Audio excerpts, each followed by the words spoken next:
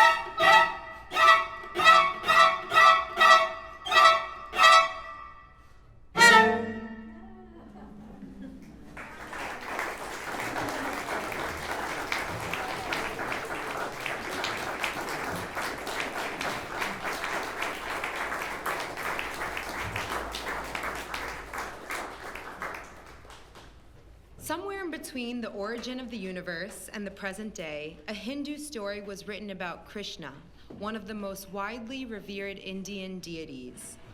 In Whose Mouth the Stars by Akshaya Tucker tells the story of Krishna as a mischievous child. The story goes like this. Krishna's mother caught him with a mouthful of sand, and concerned for his health, she scolded him, then pried his mouth open. But inside, she didn't see sand. She saw every element on Earth, each star in every galaxy, her village, and herself. We often forget that we come from the same place and that we have more in common than not. Once we were just elements swirling within molten lava as this planet was forming. Now we have similar emotions and shared experiences. We may sometimes feel divided, but imagine what we look like from the edge of our solar system. A tiny speck in the sky, a community of people indefinitely attached.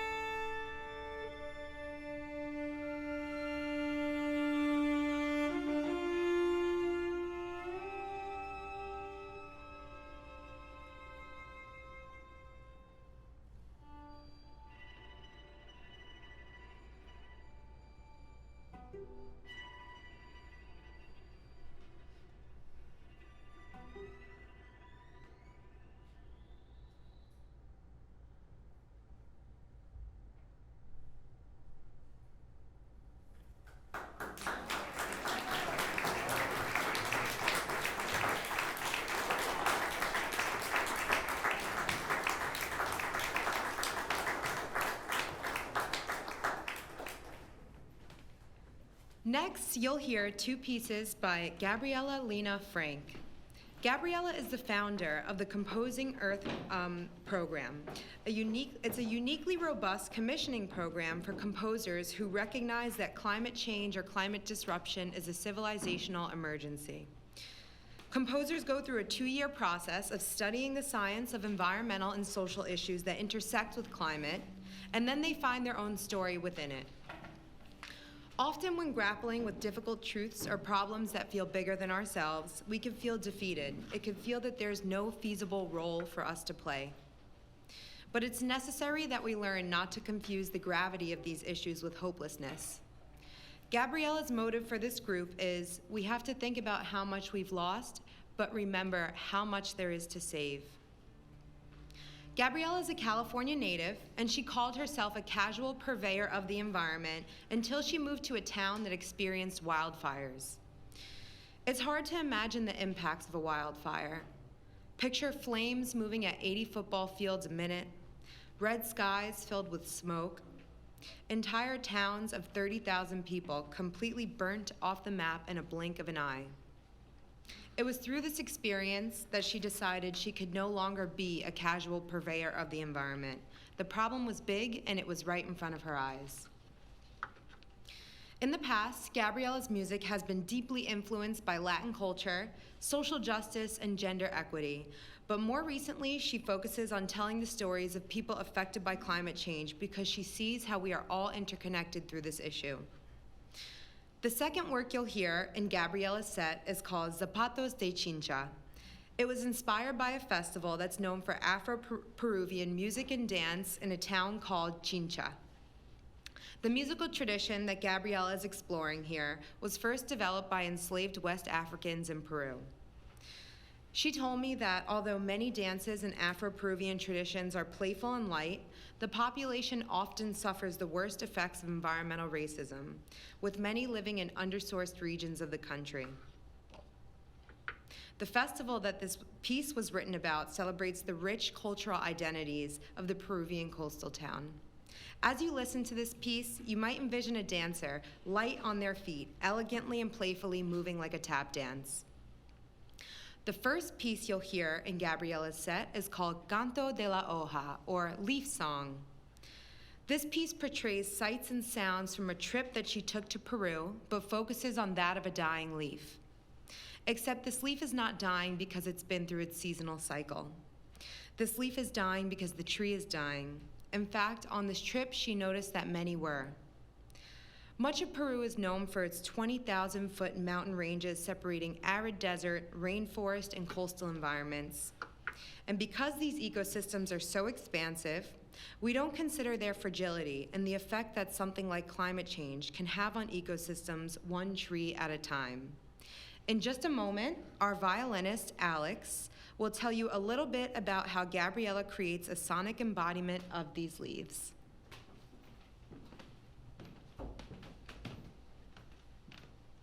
Thank you, Ali. In Canto de la Hoja, Gabi has a cycle of 5 notes that repeats over and over to represent the leaf in the piece. So you'll hear over and over a cycle of 1, 2, 3, 4, 5. That sounds something like this.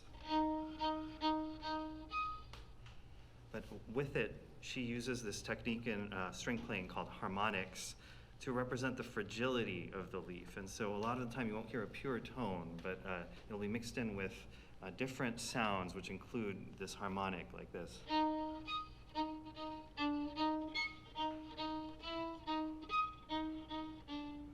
So with that, I hope you enjoy the piece. Back to Ali. Thank you, Alex. When you all listen to Canto de la Hoja, consider the vulnerability of this form of life. Think about the tree that needs this leaf in order to photosynthesize, the bugs that need this leaf for sustenance. Hear the delicate leaf flowing in the wind.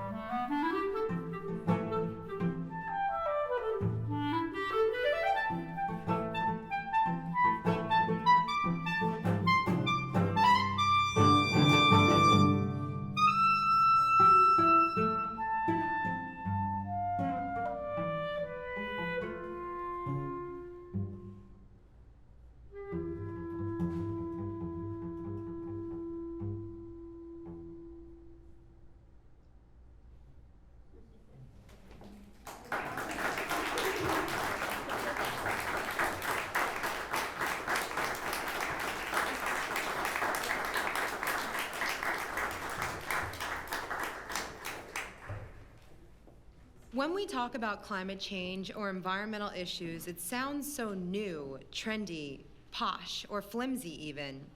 But the truth is that scientists have been talking about carbon dioxide in the atmosphere and climate change for over a century. Solar panels were invented nearly 70 years ago, and Persian poets were writing about displacement of wild animals nearly 1,500 years ago. The next piece you'll hear is called Âhūye Kūhī by composer Iman Habibi. It's inspired by an 8th century poem about the displacement of wild animals by development, specifically a mountain gazelle. The poem asks, how is a mountain gazelle expected to survive without its home and companions? Is the gazelle no longer wild and free if it's taken away from everything that it knows? Displacement is something that all species have in common. When rainforests are cleared, the native birds nesting in the trees don't get a warning. Neither do refugees left homeless from a hurricane. For example, the Pacific Island-based country of Kiribati has come forward stating that they understand that each of its 119,000 citizens will become climate refugees, perhaps in our lifetime, as the 6 foot above sea level island is expected to be unlivable in the future with rising sea levels. Maybe these instances seem like one-offs or necessary evils that are out of our control, and there's some truth to that. We will see loss, and it's inevitable. But where will we run when there's nowhere else to go? It's often through extreme loss or disaster that we realize something is wrong and we need to change. Can we see ourselves as the mountain gazelle, in absolute need of our land, our companions, and a healthy and balanced ecosystem? What if we couldn't run away just to a different place? Would you live any differently?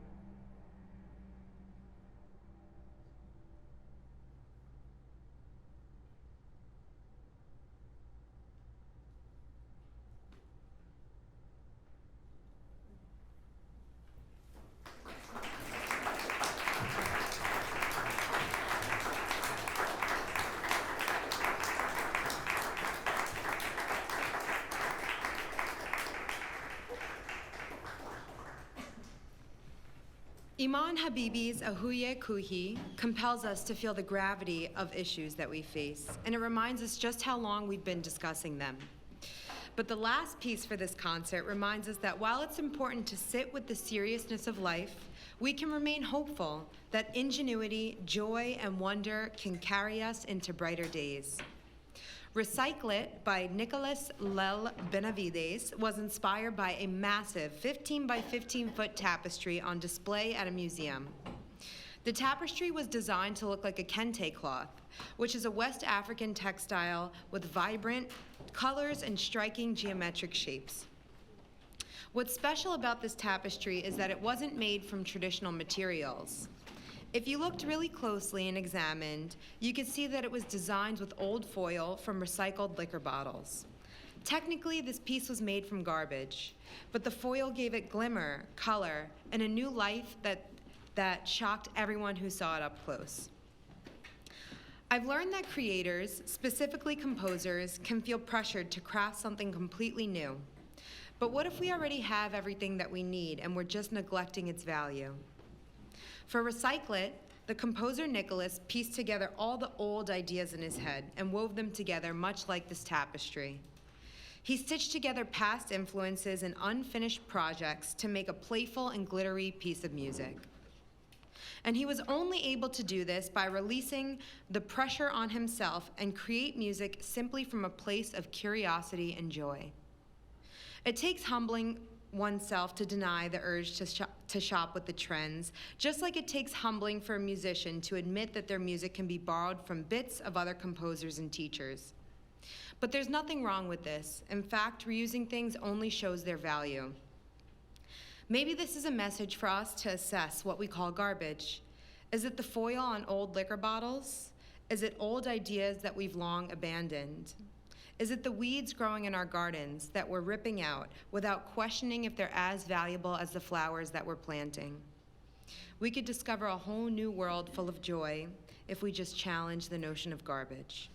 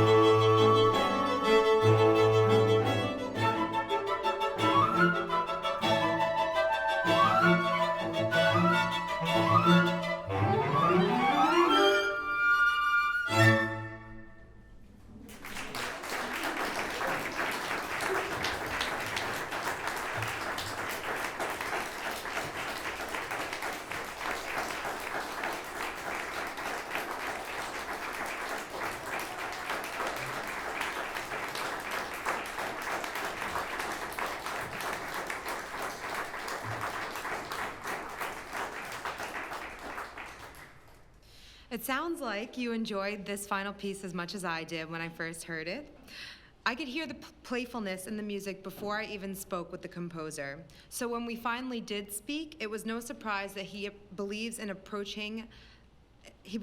approach of learning, changing, and creating from a place of joy.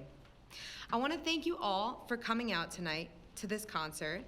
Whether you were brought here to listen to classical music, attend a free community event, or like me, you were here for the planet, I hope you took away what I took away from this, that you don't have to be a climate scientist to feel that you have a stake in our future.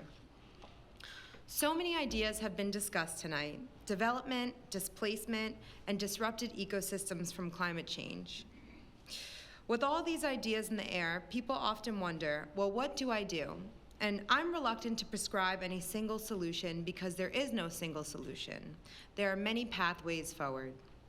Luckily, there are a wealth of environment and climate-focused groups locally that could steer us. For example, We Act is a partner of the Orchestra of St. Luke's Earthworks Tour, and they're here with us tonight.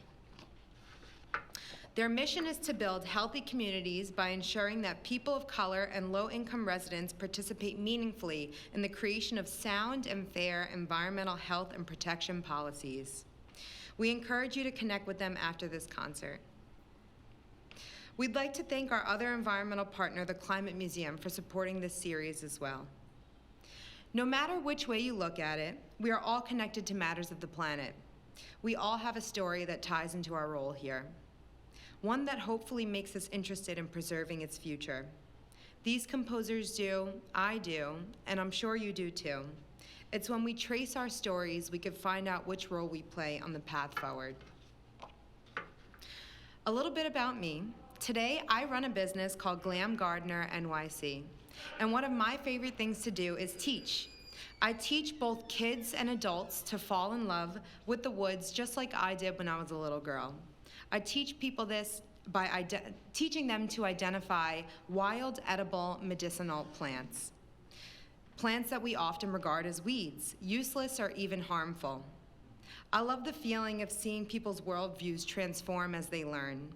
Foraging teaches me that some of the solutions are really right in front of our eyes, that our health is directly connected to our ecosystems, and it connects me to where we all came from.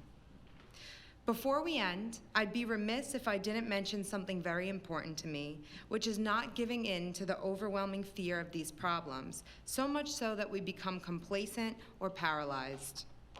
One of my favorite climate activists, named Vandana Shiva, warns us of succumbing to climate doom. When we give in to climate doom, we're giving up on the planet. And when we give up on the planet, we're giving up on ourselves, and we can't give up on ourselves. May we all find our role on this journey toward a collectively better world, and may you learn to create from a place of pure curiosity and joy. Remember that big things often have small beginnings. Thank you so much.